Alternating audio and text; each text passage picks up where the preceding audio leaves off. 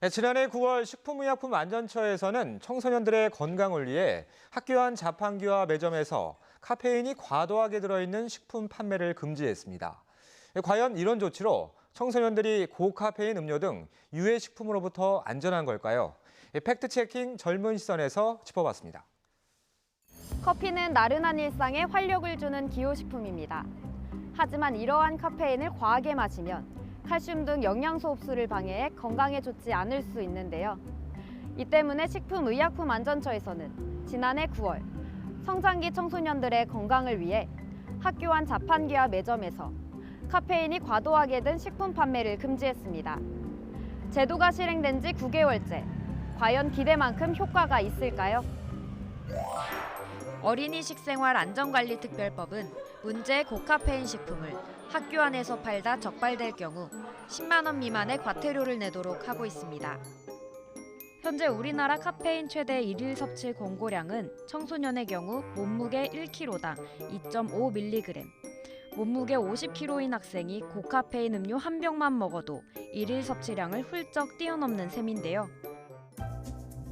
규제 품목은 이뿐만이 아닙니다. 어린이의 비만과 영양 불균형을 초래할 우려가 있는 고열량 저영양식품도 있습니다.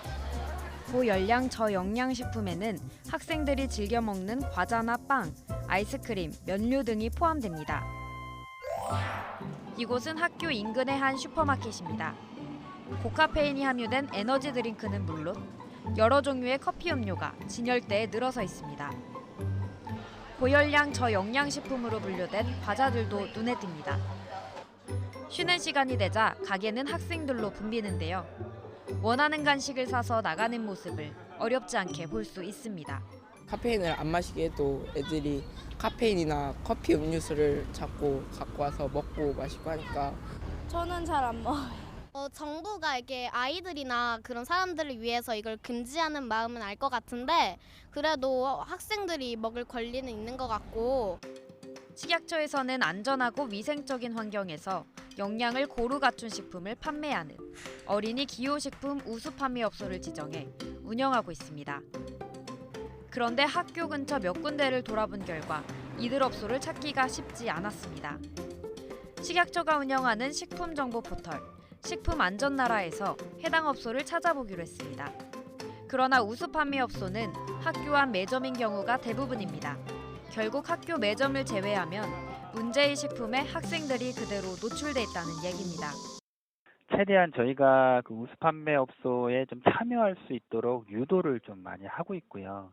그래서 영업자를 대상으로 이런 이해도를 좀 높이고자 여러 가지 프로그램들을 좀 운영을 하고 있고. 영국에서는 16세 미만의 어린이는 고카페인 음료를 살 수 없습니다.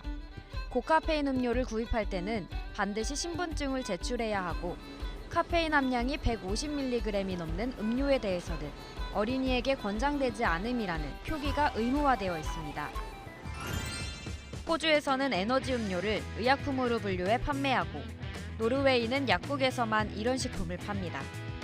일반 식품과 판매처를 확실히 구분해 어린이와 청소년이 사 먹기 어렵게 규제하는 겁니다. 학교 시험 기간만 되면 커피와 에너지 음료의 판매 매출이 30% 늘어난다고 합니다. 교내 판매 금지만으로는 과도한 카페인 섭취를 막기는 어려운 것이 현실인데요. 학생 스스로도 문제를 인식할 수 있도록 영양 교육을 강화하고 커피 전문점에서 파는 커피도 카페인 함량 표기를 의무화하는 등 보다 구체적인 방안이 필요해 보입니다.